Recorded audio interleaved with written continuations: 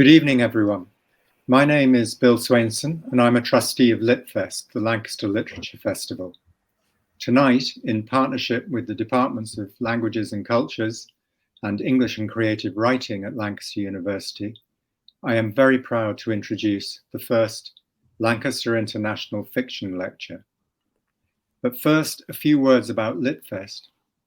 Founded in 1978, and today Britain's third oldest literature festival, Litfest is a registered charity, strongly supported by Lancaster City Council, but with no regular Arts Council funding. Obliged by COVID to cancel our 2020 festival, in 2021 we took the festival entirely online, and in view of the tough times, also made it entirely free, as is this first autumn weekend. Our ability to go on creating exciting projects and events, bringing the best in world literature and ideas to the northwest of England, and to our international audiences too, depends on the generosity of our partners and our audiences. Towards the end of the event, a donate button will appear on your screen. Please do make use of it, or visit our website afterwards at www.litfest.org.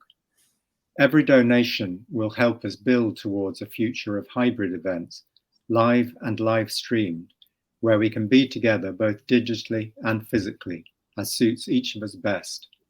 The aim is to be as accessible and inclusive as possible. As I said, this lecture is a joint venture. It isn't our first.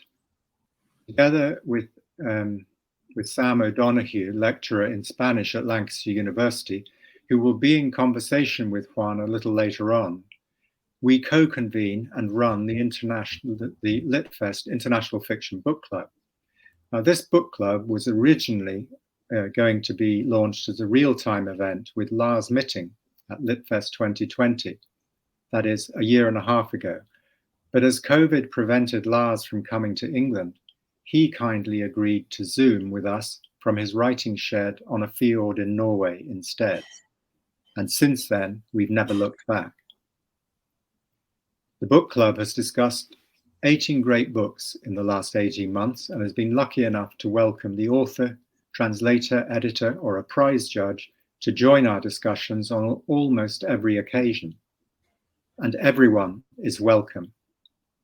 The 18 books have included Olga Tokarczuk's Drive Your Plough Over the Bones of the Dead, which we discussed with the translator Antonia Lloyd-Jones, Yoko Ogawa's The Memory Police, with the Booker International judge Lucy Campos, and Daniel Kaelman's Till and Andrei Kurkov's Grey Bees, which we discussed with the authors themselves.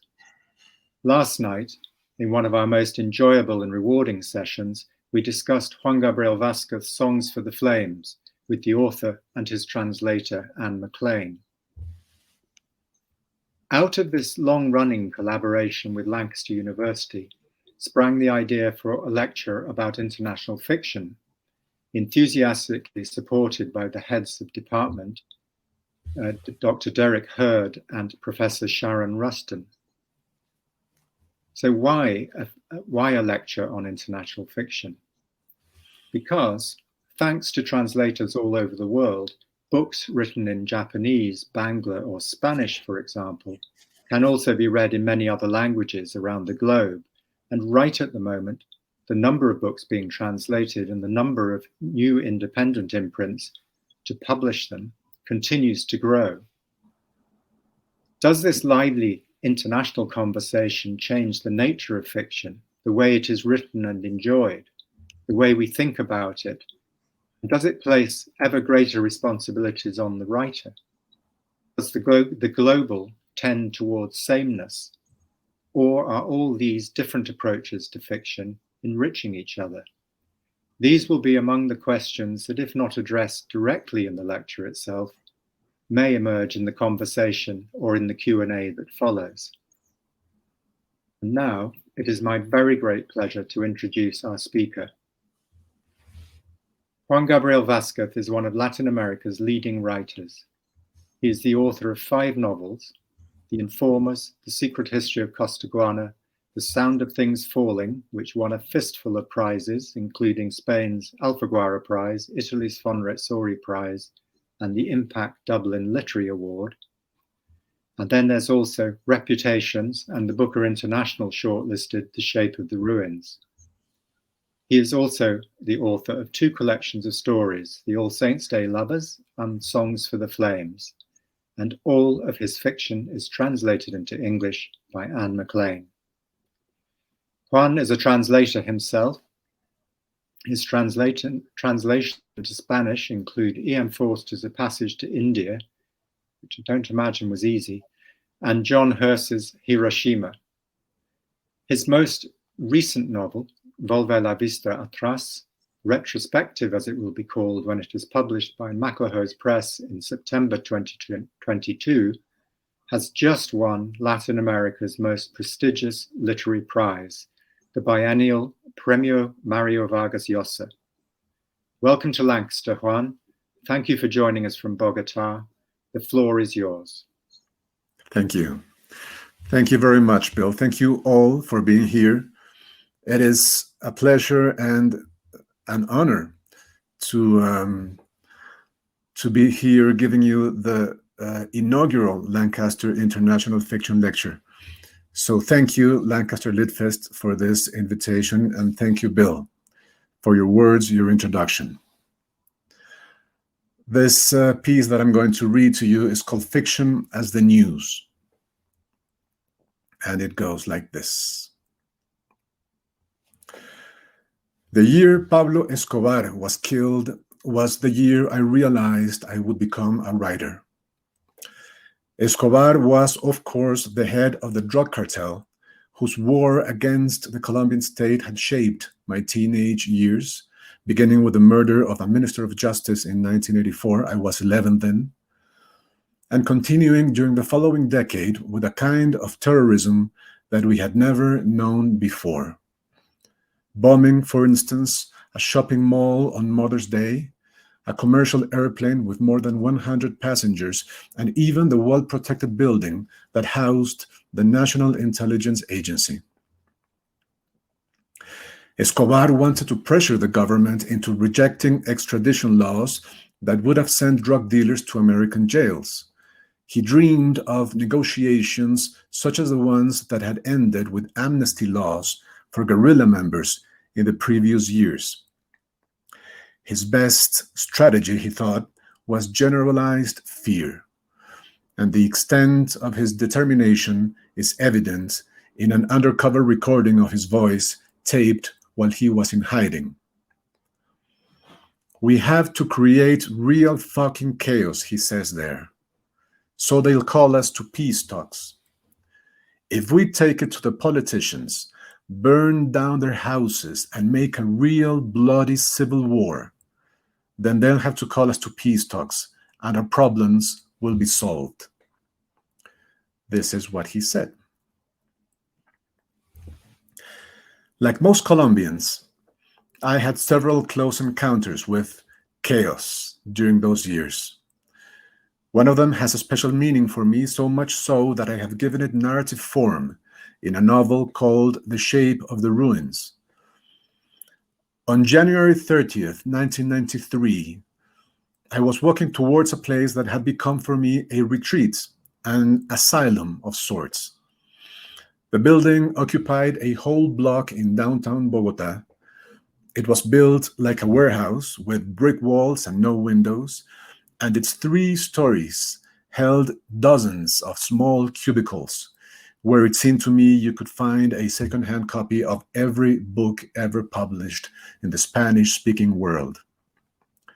As a disenchanted law student, which I was, slowly coming to terms with the place that fiction had taken up in my life, I used to flee the classroom at the slightest opportunity between, shall we say, administrative law and equity and trusts, and spend some time browsing, often losing track of time and missing equity and trusts, and collecting cheap editions of Latin American fiction like a man gathering teen food for a long period of isolation.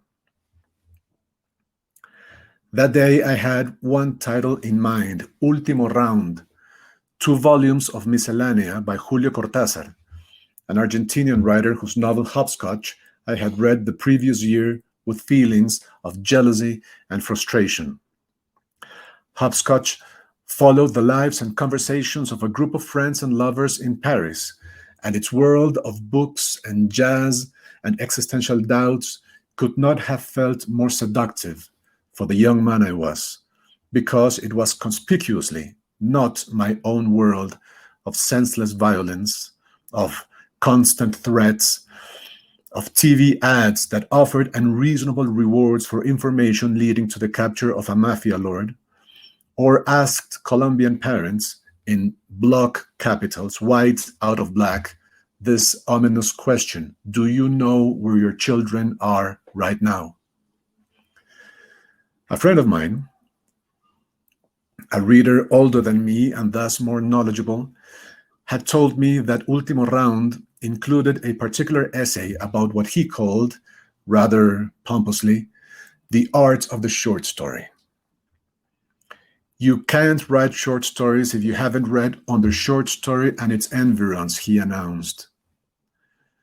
So there I was, hunting for that magical book that would turn me into a short story writer, hunting for that magical book in the place I knew best. But before visiting my windowless warehouse, I decided to try my luck at a nearby stationery shop that used also to have a small selection of books and had often surprised me with unexpected treasures.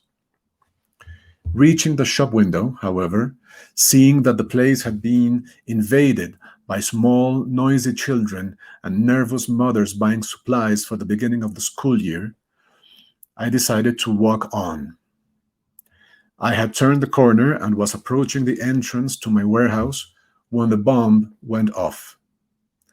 In the news, late that night, I learned that the attack had probably targeted the Chamber of Commerce, that it had left 25 dead, and that among the victims was a couple and their 2 children, 7 and 4 years old, who had been buying stationery for the new school term.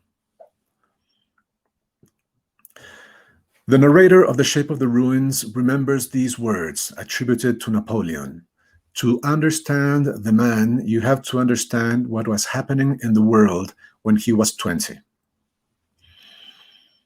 I was 20 years and 30 days old when that bomb went off in downtown Bogota, leaving me to face the uncomfortable fact that with a small adjustment of time or place, I could have been one of the dead.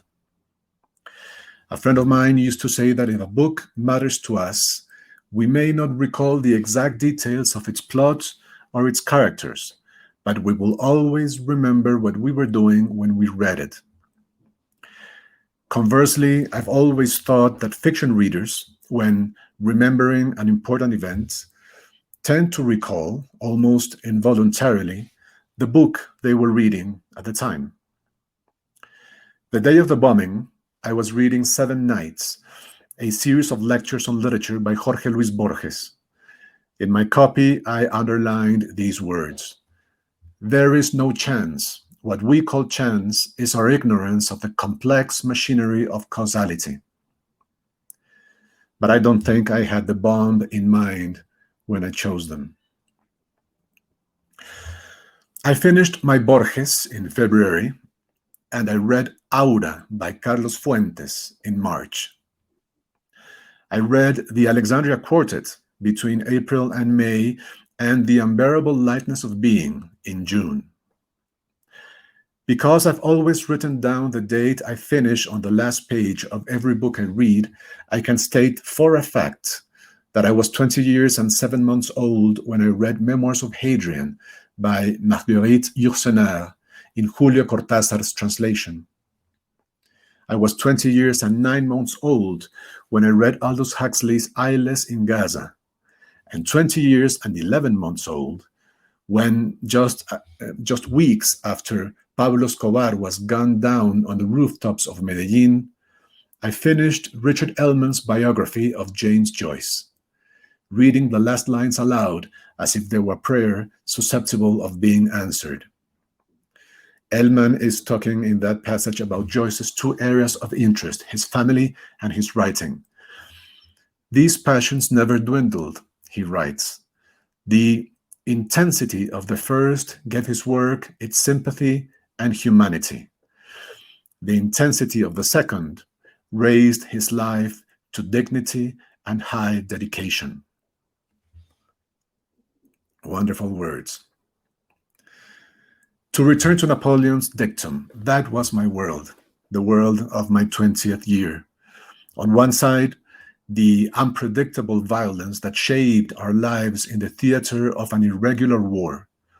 And on the other side, the invisible revolutions that involved only me as I began to accept that this, the possibility of a life spent reading and writing fiction, was replacing every other ambition I'd once had.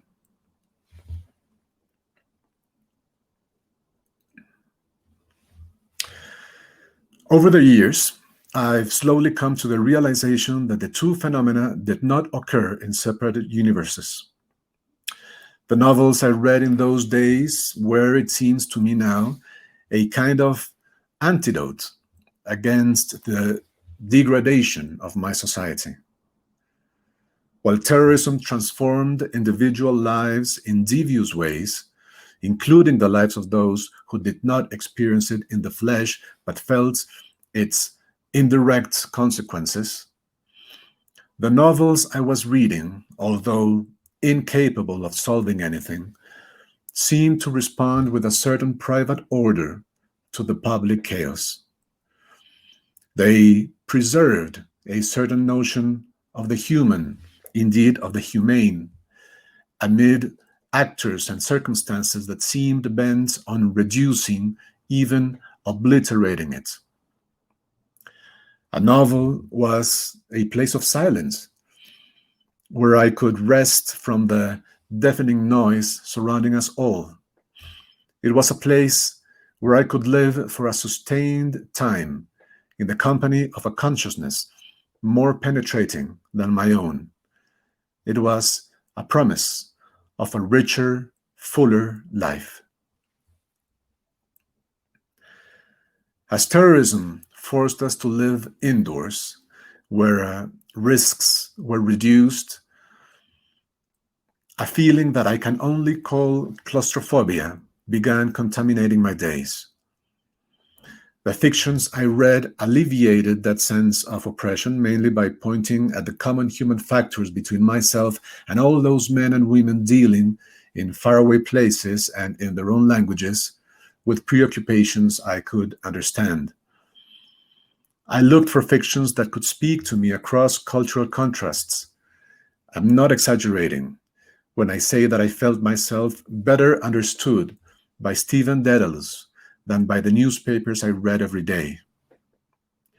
When today I discuss the internationality of fiction, I'm really remembering this, its mysterious ability to read me, to interpret me across time and geography. This, I believe, is fiction's claim to being an international art form, its ability to liberate us from our frustratingly limited perspectives on life. The fictions I read lived in conversation with other fictions. Garcia Marquez introduced me to Virginia Woolf, and Vargas Llosa introduced me to Flaubert. With each one of those new acquaintances, my sense of reality seemed to enlarge. In a book of interviews, which, according to the last page, I read in December 1993, Adolfo Bioy Casares is asked whether to write is, in a certain way, to stop living. And he answers, "It seems to me that the opposite is true. I dare to give the advice to write," he says, "because writing is adding a room to the house of life. There is life, and there is thinking about life, which is another way of going through it intensely." That's the end of the quote. But there were other, more complex emotions. A novel was also a place of solitude, where I could recover from the hostility, the sheer anger of my city. It was a place of quiet nonconformity and careful rebellion, a rejection of the flawed world outside, a silent protest that was not altogether free of resentment. In Garcia Marquez's The General in His Labyrinth, Simón Bolívar has this to say about what I was feeling, perhaps unfairly. He says, "Every Colombian is an enemy country." The violence outside invaded and contaminated our private lives. I've written a short story about this. It's called The Boys and appears in my collection, Songs for the Flames, in which middle-class teenagers meet to fight for fun, unable to recognize or understand the deep pleasure they take in making somebody else cry or bleed. This is the degradation I was talking about. We were all broken back then, each one of us, living in a broken society. In a mysterious way, the activity of reading fiction, even if it never quite mended those fractures, opened a space that I could use to better cope with them. 28 years have passed since then.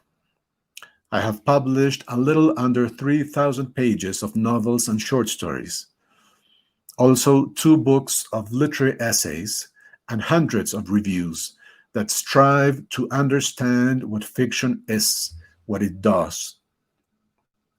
I have changed in these 28 years, and the books I love have changed, and my relationship with fiction has changed too. In one obviously important way, my 20-year-old self was, quite unconsciously, truth be told, using fiction to deal with a hostile reality. Today, I quite consciously use fiction to investigate that reality, whose hostility has also changed but never disappeared. Rather than protecting myself from it, I use the novels I read, but also those I write, to go towards it, towards its areas of darkness, its uncharted territories, and try to come back with some kind of illumination, or to use a humbler word, information. We may as well call it the news. I have forgotten where I encountered for the first time those lines of William Carlos Williams that many writers before me have brought to court to speak as witnesses in defense of literature. They go like this: "My heart rouses, thinking to bring you news of something that concerns you and concerns many men. Look at what passes for the new. You will not find it there, but in despised poems. It is difficult to get the news from poems, yet men die miserably every day for lack of what is found there." With a few exceptions, like Spanish and English, my language and yours, most of Europe refers to long works of prose fiction with a word derived from Romanice, which in medieval Latin means natural language or common tongue, as opposed to written Latin, the language of scholars and elites. This little etymological insight pleases me, I must confess, because it reflects the democratic impulse that to me is inseparable from the novel.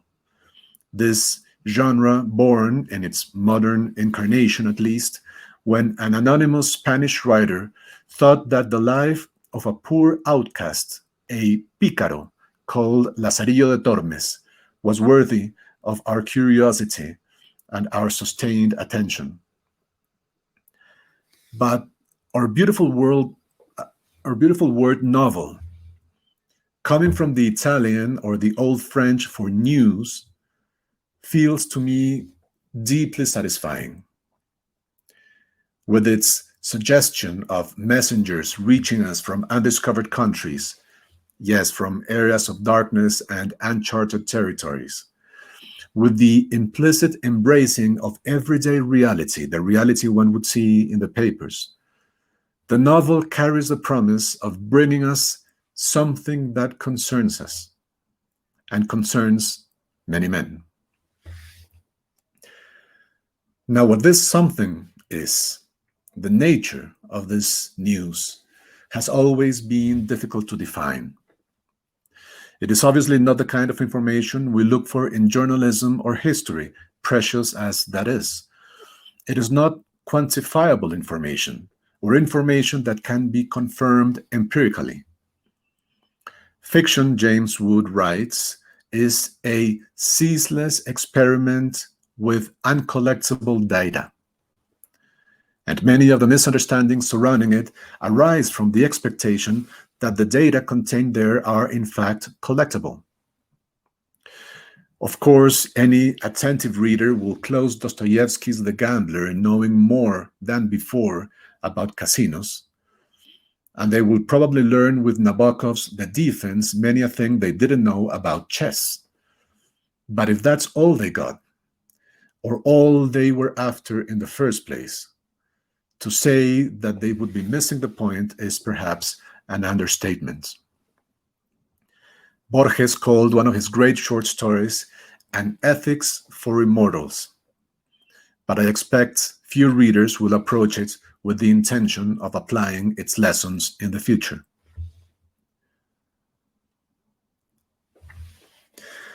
The novel we call historical has often been the victim of this kind of misunderstanding.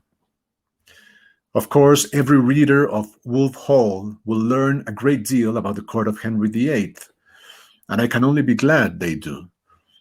Just as every reader of Mario Vargas Llosa's The War of the End of the World will gather interesting facts about the Canudos revolution in 19th century Brazil. But both Vargas Llosa and Hilary Mantel pursue a double goal in their fiction: to be as accurate as history, yes, but also to tell us something that history doesn't. Great nonfiction, of which I have consumed plenty, seems to me irreplaceable as a source of a certain kind of information. What would be the point of using fiction to give readers more of the same? The novel's sole raison d'être, sole reason for being, says the Austrian novelist Hermann Broch, is to say what only the novel can say. And what is true about the past, as explored in the best works of the historical genre, is true of the present as well. The news we receive from the novels of Javier Marías or Alice Smith is not to be found anywhere else. Carlos Fuentes, the Mexican novelist, used to ask, what is imagination but the transformation of experience into knowledge? Yes, fiction is knowledge. Admittedly, it is an ambiguous and ironic kind of knowledge, but one without which our understanding of the world would be incomplete, fragmentary, or even severely flawed. This is what fiction has to offer. But the real question is, what do we want from fiction? This question has taken a new meaning for me in the last few months as we grapple with the uncertainties of the pandemic. I caught the virus at the end of February 2020, so early in the game that the tests in my country were not able to diagnose it correctly. And for a few months, after overcoming a severe pneumonia and recovering with no serious consequences, I was convinced I'd had a different virus, although every new symptom confirmed by the media turned out to have been present in my case. Today, the uncertainty that I felt back then has yielded to our general uncertainty, the collective difficulty to know just how all this should be dealt with. It seems to me when I look out my digital windows, through which virtually no place in the world escapes our gaze, it seems to me that the pandemic has deadened our ability to imagine others, their anxiety, their pain, their fear, and exhausted our strategies to deal with our own fear, our own pain, our own anxiety. In those moments, hundreds or maybe thousands of us have reached for Albert Camus's The Plague, or Defoe's A Journal of the Plague Year, or even Garcia Marquez's Love in the Time of the Cholera. And what I find stubbornly fascinating about this attitude is the fact that there is something religious in it, believers looking for answers in a book, and at the same time, deeply practical and almost materialistic novels as interpreters of maladies, if I may borrow for a second John Palahiri's beautiful title. Or, to put it differently, fiction as a vade mecum. The words, as you will know, mean in Latin, go with me. And that's what I ask of the best fictions, that they walk with me, interpreting the world as we move forward, telling me the news. Thank you very much.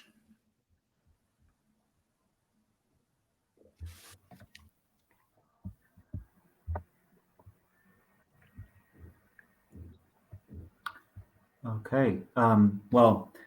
Thank you, Juan Gabriel, for that thought-provoking lecture. Thank you, Sam. And I can see in the chat people's enthusiasm for your talk, asking about where they can view it later. So if people have any questions, the first point I'd like to make this evening is please do use the Ask a Question function at the bottom of your screen there. You can post questions, and when we get round to them towards the end of the talk today, towards the end of this conversation, we can we'll take those questions from the audience as well. So please do post your questions there as we go on. Juan Gabriel, you draw this link in your talk between chaos, as you put it, and your experience of social and political strife when growing up, and then your decision to become a writer. So I mean, to me, there seems to be the implication there, and perhaps even explicit in your lecture, that literature offers ways of making order out of chaos. Yes. But then at the same time, you also, I mean, there seems to be a tension there, because at the same time, you seem to be skeptical in some ways about the value, the social value of literature, the ability of literature to change things in society. I think you put it as novels incapable of solving anything. You said something along those lines in your lecture as well. Yeah. I was wondering if you could talk a bit more about that tension, if you think there is indeed a tension. Yes. Yeah. Well, this is obviously a question that I have right in front of me most of my waking time. The idea of what can literature do to solve the problems that we have in our daily life, which are social or individual. And I've always thought, you're right, I'm very skeptical of the ability of literature to solve anything or to give answers. But I think that this is not what is required of literature. There's a wonderful letter in which Chekhov is answering to a friend that is complaining about, his lack of clarity, his lack of moral message. And Chekhov, he says, you are confusing two things. Answering questions or stating the question correctly. It goes along those lines. Giving answers or stating the problem or the question properly.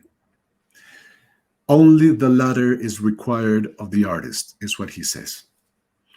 I do believe that one of the beautiful things about fiction is that it opens a space in which no definitive answers are given about anything, but rather our big problems, our difficult issues as human beings are discussed, taking into consideration every possible point of view. And leaving to the writer, opening up this space of freedom, really, for the reader, I'm sorry, I said the writer, for the reader to judge for themselves and to reach an answer for themselves. There's a wonderful essay Milan Kundera wrote, I think in the 80s or 90s, called Testaments Betrayed. And in that essay, he says at some point that novels are a space in which we, let me try to remember the exact words, we suspend moral judgment, is what he says. So as readers, we are invited into this place, not to judge people, not to judge a situation and then absolve or condemn, but to understand. Fiction is an invitation to try to understand. Now, this doesn't mean that I don't believe in a certain kind of novel that is capable of interventions in reality, because I do believe, there are several kinds of novels at our disposal, and there are several kinds of novels that you can write when you sit down to write a novel. And among them, I've always tried to write novels that get their hands messy in our messy reality, that try to deal with difficult subjects, full of conflict, never easy answers, things that might get you insulted if you were writing a column or threatened. But these novels that try to deal with very difficult conflicts and controversial situations, these to me respond to what the novel is about. For me, the genre, the practice of the genre is, for me, inseparable from the possibility of asking uncomfortable questions. And this is what I've tried to do. Again, getting my hands messy. So yeah, I think that's a possibility of an answer for you. One of the novels that comes to mind, one of your novels that comes to mind when you talk about novels, that what you've tried to do is engage with messy problems, is The Shape of the Ruins, La Forma de las Ruinas. And there, also something you said in your lecture reminded me of that book, and what I think part of what you do in that book is to explore these darknesses, these almost these alternative histories, if you like. So you delve into the world of conspiracy theories, and it reminds you also mentioned in your talk Javier Marias, and it reminded me of one of Javier Marias's ideas as well that he writes about in his novels. Which is this idea of la negra espalda del tiempo, okay, the dark back of time, I think would be the translation. Yeah. This idea that there's history and there's the history that history books write, and then there's everything that's left out. There's that part of reality that perhaps only fiction is able to explore, or fiction is the best place to explore. So I'm wondering really, do you see your fiction, do you see specifically La Forma de las Ruinas as an attempt to explore that dark side of history, to that dark back of time, to make known perhaps an alternative history, what's been left out of the books? Yes, I do. Well, I come from a tradition that has always done that. My tradition in Latin American fiction, because I come from this continent, I come from Latin America, the novelistic tradition I'm working in has always been painfully aware that we come from countries where power is a wonderful narrator, where governments, sometimes dictatorships, sometimes democracies, they have always put a lot of effort in the rewriting of history. hiding some things, suppressing some informations, highlighting others. And Latin American fiction, from that wonderful generation that was the boom, and obviously even before that, but the boom took that as a sort of mission in particular. Latin American fiction has always tried to be the place where we remember what governments and the states and power wants to forget, or where we confront the official versions and try to build a place where other versions can exist. And there's nothing rhetorical about this. There's nothing abstract or philosophical. This is happening to us every day. I am speaking to you from a country in the middle of a social negotiation about what kind of country we want to be after the peace agreements that were negotiated some years ago, 5 years ago.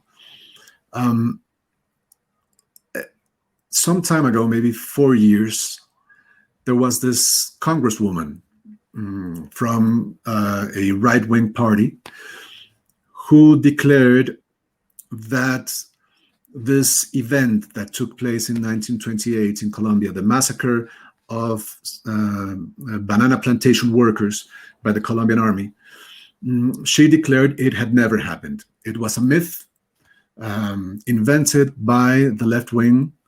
And the proof, she said, that it was a myth is that it is mentioned in Garcia Marquez's 100 Years of Solitude, and Garcia Marquez says 3,000 workers were killed.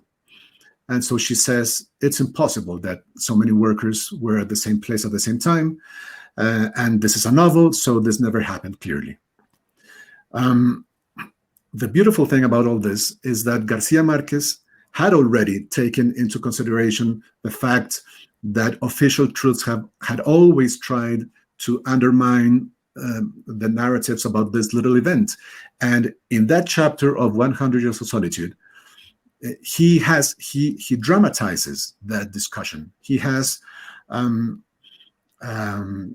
official versions by the government denying totally the fact that this happened. And he has one single character, José Arcadio Buendía, going around telling people about what he saw, the 3,000 workers dead. And everybody just says to him, well, this never happened. The government says it never happened. Sad things like that have never happened here. Macondo, their town, is a happy town, is what they say. So this tension between official memory, what powerful institutions, call them what you may, the government, the state, churches, what they want to remember is quite often at odds, not only with the truth, but with what literature is able to remember. And so fiction has become, in Latin America, my country included, a place where we try to remember what others want to forget. And I think this is as valuable a reason to write fiction as any other. Mm-hmm. You can see that, I can see that impetus for this kind of investigative impetus, I think we might be able to call it, in your novels that seems to be driving the narrators. They're on a search for answers, aren't they? They're on a search for truths, sometimes against their will as well. They don't necessarily want to be dragged into these historical investigations, but they get dragged there despite themselves. I see, it strikes me that there's perhaps a slight difference in, I mean, I'm going to speak in very general terms now about the fiction you produce, about your short stories on one hand and your novels on the other hand. It seems that the short stories, and please excuse me for speaking in such general terms, there's quite a bit of a generalization what I'm going to say, but they seem to thrive on ambiguity, your short stories. Yes. There seems to be, this core of mystery to each one of them, and I think that's where they get their power. There are lots of unanswered questions for a reader at the end of your short stories, and the novels seem to be on a mission to discover something, perhaps on a mission to, resolve those ambiguities, resolve those mysteries.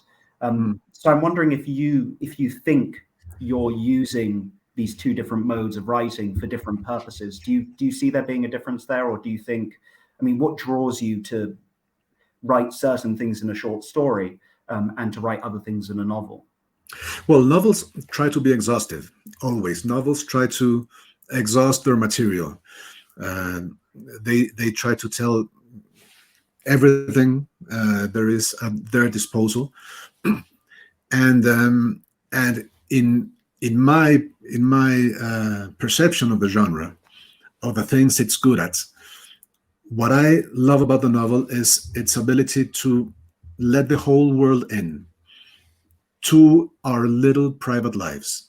So what I'm interested in when writing a novel is to try to explore this small territory where what we call history, where public life meets, invades, let's say, our private lives, our intimate experiences, and shapes them. This is the novels that I love to read, and this is the kind of novels that I like to write. Like I try to write about these things. Short stories, on the other hand, they're obsessed with little movements of our sensibility, of our emotions, of our morality, little shifts in our consciousness that can change a life, can completely throw your life off the rails. So their magnitude in terms of consequences can be huge, but they're so small in a human being's experience that to try to capture them with a novel would be impossible. They would just slip by the novel's fingers, so to speak. And so the short story is very good for this. It's very good for capturing that small emotion.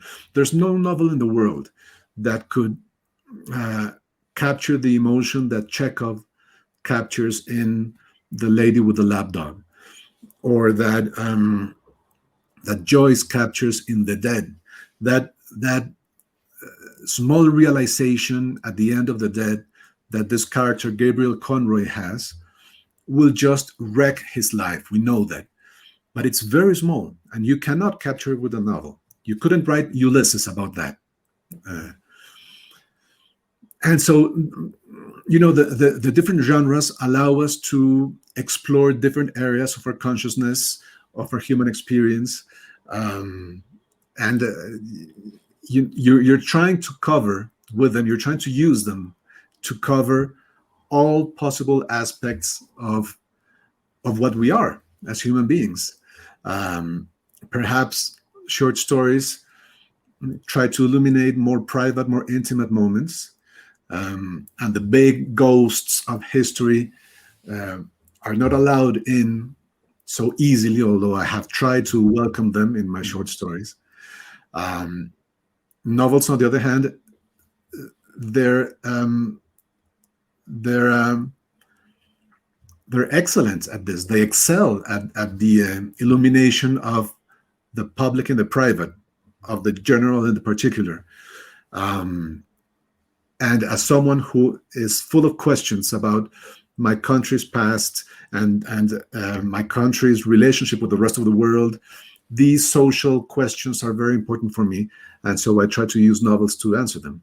Mm-hmm. Some of your short stories certainly do address pressing social problems as well. You mentioned Los Muchachos, and the boys in your talk, and I mean I see that as almost as a study of how violence percolates down in society in this insidious way, and begins to shape how these young people, how these young boys relate to each other, just because this is what they see going on around them, and you do it very subtly. It's done in a very subtle and effective way, but that study of how violence can begin to permeate all sorts of layers of society in insidious ways. I think if we turn to some of the questions now that we Yes. have from our audience. So we have, I'll just go in order. I think we have a question from Rosanna here at the top. So Rosanna says, thank you for such a fascinating and intelligent lecture. Could you tell us a little bit about your writing process and which comes first, character or plot? Well, first comes character, I would think, because the first thing I have to work with is almost always meeting somebody. All of my novels come from an encounter. I meet somebody who tells me an interesting story, or who seems interesting for me. Sometimes because it's obvious they're not what they want to project. They're keeping a secret. There's something about their lives that is interesting. And I start developing a curiosity that over a very long time turns into an obsession. So to write The Informers, for instance, it took me 6 or 7 years from the conversation I had with this German Jewish woman who arrived in Colombia in 1938 and who I met in 1999 and who told me her story. This is the beginning of The Informers. To write The Sound of Things Falling, I had to wait 10 years between the initial discoveries, talking to some pilots that had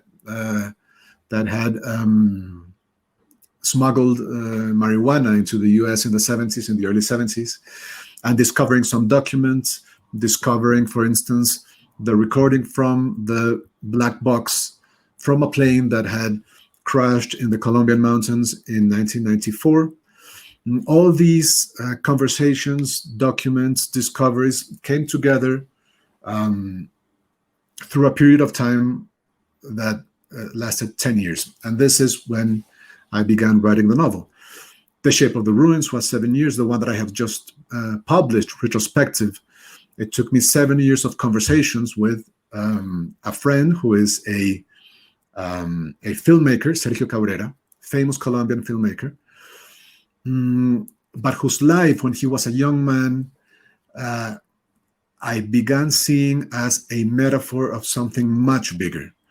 He was the son of an exile from the Spanish Civil War, who went to Colombia, who established himself in Colombia, and then, having come close to communist ideas in the 50s, he left in the early 60s for communist China, and he lived for some years witnessing the Cultural Revolution in China and participating, my friend, as a teenager, participating as a Red Guard in communist China. Then he went back to Colombia to join the armed movements, the revolutionary movements of the 60s. And this is the story that I wanted to tell. It took me 7 years to have it complete before I could write it. So between plot and character, I would say definitely character, and almost an investigation into character. Character is a dark place, and I use writing as a way of investigating in that darkness. Mm-hmm. Thank you. A second question this time from Alberto, who writes the following. García Márquez and Vargas Llosa met at the University of Engineering in Lima in 1967. Yes. Being in an engineering university, they start the conversation saying something like this: engineers and architects are never asked, to what are you both useful to? Because people know what they do. The question that arises was, what is the writer useful for? In other words, what is the use of fiction? Yes. Well, how much time do we have? It is an essential question. What is the use of fiction? And there's no short answer for this. I have written pages and pages about this. I have read hundreds of books about this. I'm too obsessed with that idea. with the question, what is the use of fiction? And what I could say here in this conversation, Sam, is just that we use narrative to interpret the world. The only tool at our disposal to understand the world is telling stories in any shape that you choose. There are things that journalism can say, and there are things that history can say that are indispensable, that we need to understand the world. But there are some things that only fiction can say. There are some truths about what we are as human beings, about our relationship with the world, about some areas of our consciousness that only fiction can address. There's absolutely no book about the Napoleonic Wars that can say to us what War and Peace says. There are extraordinary essays about human emotions, or our relationship with our emotional relationship with society. But there is no psychological study, no sociological study that can say exactly what Dostoevsky's The Possessed or Stendhal's The Red and the Black say to us. These books they go to these places and they discover things that either we didn't know before, or we knew but we didn't know we knew. This feeling of recognition that we get when reading great fiction. I knew this, but I didn't know I knew this. That has happened to every serious reader of fiction. And this kind of information is only available in fiction. There are things that only fiction can say to us, and without which I'd say we would be poorer, or simpler, or less complicated.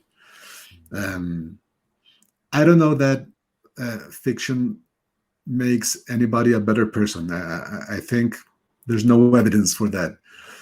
But I do think it makes us more complicated, more complex, and more capable of appreciating complexity, and that's good enough. It is indeed.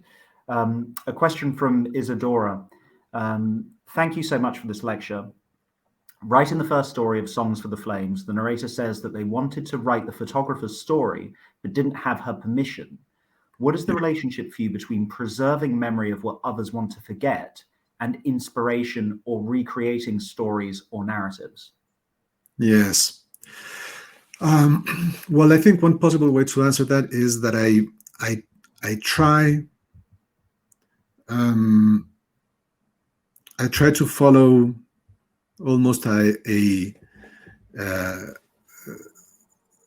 Hippocratic oath. I try not to hurt people, and I have this idea right at the top of my head right now because of this book that I published, retrospective, which is the story of a friend of mine. He is 71 years old. His sister is 69, and the whole novel tells very difficult times in their lives, very complicated times that they have spent their whole lives trying to forget. Painful moments in which they made mistakes, in which people close to them made them suffer, or maybe they made somebody else suffer too. And this is the subject of my novel. These were the stories that I wanted to tell. So what I did in this very ambiguous situation was try to write my book as if they were fictitious or fictional. Yeah. Try to write my book or as if they were dead, these characters. And then try to write it, with this kind of freedom. And then give it to them, give it to my characters so that they could approve or disprove or condemn or censor what I had written. Now, the beautiful thing about the whole exercise is that they never did that. They didn't censor anything. They didn't delete anything. If anything, the reading their story in my words suggested new memories, and they even, and this was the most fascinating part, they even began, tweaking the dialogues, changing little words in the dialogues. And I realized in some instances they were trying to have a conversation in 1970 with their father that they hadn't been able to have. They were trying to use my pages, my words, to tell their father, for instance, the things they were thinking at the time but hadn't been able to tell, or the precise words they hadn't been able to find in that moment 50 years ago. So that was fascinating. I don't know if that was any good as an answer, but it was an excellent answer, very moving answer, in fact. Thank you. And then a final question we have from Pan. Good evening. I'm a novel writer from China. I am very honored to have the opportunity to ask you, how can historical novels break through cultural barriers and resonate with all mankind? Well, that's a very good question. I think it's very simple. It's historical novels are no different from any other novels in the sense that they appeal to our common humanity. They look for what we have in common as human beings, and this is their territory. This is what they try to do. A novel like War and Peace can be appreciated by the Colombian that I am because, yes, it's about the Napoleonic Wars and generals and military strategies and political complications at the time. But what the novel is trying to concentrate on is human emotions, is fear and heroism and love, and being a father and being a son and being a lover and a husband and a wife. These are the things that novel tries to explore. This is for me the essential characteristic of novels that try to deal with the past. What a novelist is a historian of emotions, not of facts or not of facts only, but a historian of emotions. What we try to do as novelists, for instance, Marguerite Yourcenar, the Belgian novelist, author of Memoirs of Hadrian, which is a long letter the Emperor Hadrian writes to a friend. What she's trying to do there is to imagine from an emotional, psychological, moral point of view what it would have been like to live there and then. So for other kinds of information, we go to history books, but for that